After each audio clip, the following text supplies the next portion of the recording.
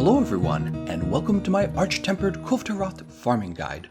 The goal of this video is to educate you on how to track farm Kulve Taroth into Pursuit 4, so that you can smash your horns off in just 2 runs. I've been using this method of track farming in my live streams for about 2 months now. It's so efficient that we're getting a horn break on Kulve Taroth in as short as 18 minutes. And the best part is that it's actually very easy to do. The reason people aren't doing it is just because they don't know about the strategy. So what do I mean by track farming Kulve Taroth? Essentially, you'll start up a session and fill it up with 16 players, just like you normally would, and then everyone agrees that you won't attack Kulve Taroth during Pursuit 1. Okay, so Pursuit 1, even in Pursuit 2, you just don't attack her. The only thing you're going to do is gather her tracks, right? Her footprints. You also won't be attacking the Gajalakas. That's because the Gajalakas will go underground, and when they pop back up, they leave another gatherable, I guess you could call it track behind, called a scattered gold chip, and these will raise your pursuit level as well. So tracks are raising your pursuit level, and scattered gold chips are raising your pursuit level. Okay, everyone in the session is going to do this. After gathering tracks for 8 minutes, Kulve Taroth will escape because you didn't attack her, which would normally be a bad thing.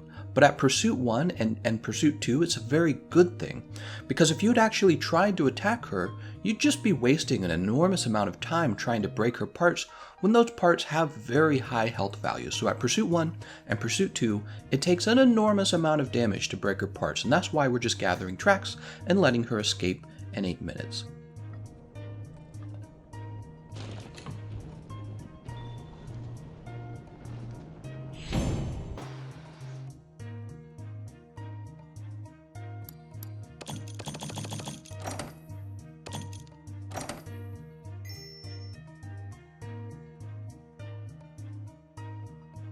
When all of your team in your session returns from the Pursuit 1 track farming, you'll be shocked to learn that Kulve Taroth's pursuit level has jumped all the way up to Pursuit level 4. So everyone has to do it, all the people in your session, and when they come back at 8 minutes, boom, Kulve Taroth is at Pursuit 4.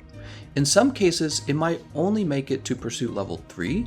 This typically is when people aren't participating, like they just sat around in the lobby, they didn't join, or maybe you're waiting for another team to return. If you're waiting for another team to return, you could go back to the trade yard and empty out your harvest box, or you could put together a new counter build for fighting arch-tempered Kulve Taroth to kind of mix things up and keep it feeling fresh. Speaking of which, if you need some ideas, I do have 2 videos covering all 14 weapon classes when it comes to Kulve Taroth counter builds. Be sure to take a look at those. I'll leave a link in the comment section.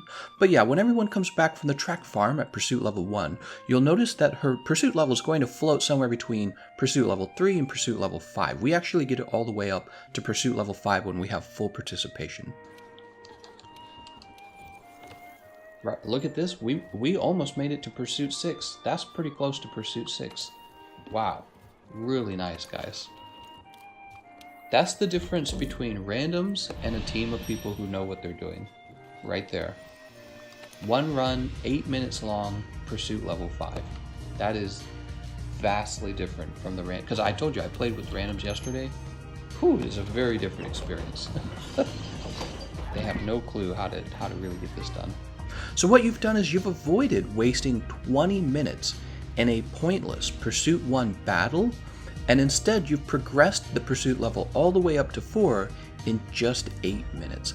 I can't overstate how much more efficient this is when you consider just how many times you need to defeat her in order to unlock all of her rainbow rewards. Now there's another thing I want to mention. During the Pursuit 1 track farm, you can put together what I call a Forager build. This set allows you to find the tracks more easily, and it gives you gathering bonuses. I'll show you that on screen right now. At the start of a track farm, I'll climb to the top of the first stage and harvest all of the valuable items up there. So now I'm really doing 2 things at once. I'm quickly progressing the pursuit level to 4 using my track farm strategy, right? This gets done in 8 minutes. But I'm also gathering all the materials I might want for my Pursuit level 4 fight, like Devil's Blight, gunpowder, and large barrels, as well as mandragores, which are used in making max potions. This is by far the best and most efficient strategy for farming Kulve Taroth with your session of 16 players. If you're looking to host a lobby of this kind, don't forget that you can join my Discord server and ping other players in our LFG channels. You can find a link to that Discord server in the description of my video. We're currently at 7,500 members and very active.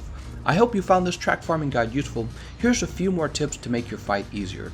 During your attack runs, remember that your job is to break any of Kulve Taroth's mantle 15 times. You can just break the same part over and over again if you want.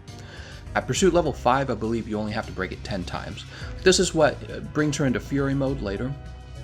If Kulve Taroth sheds in stage 2 or even in stage 3, I recommend trying to break her tail and chip her horns before she runs off to stage 4. In stage 4, keep Kulve Taroth near the center of the room so that you can use the pillar as cover and so that your team can easily mount her. And remember, in stage 4, you need to break her tail and you need to do all of your damage to her horns. Her horns are the only thing that matters, and you don't need part breaker on her horns. A lot of people are confused about that. Alright, good luck everyone, and be sure to share this video with others so that they can learn about the track farming method as well. The first time you try it, you'll realize what you've been missing out on, and you're going to love it. I want to thank you all for watching, and I'll see you guys next time.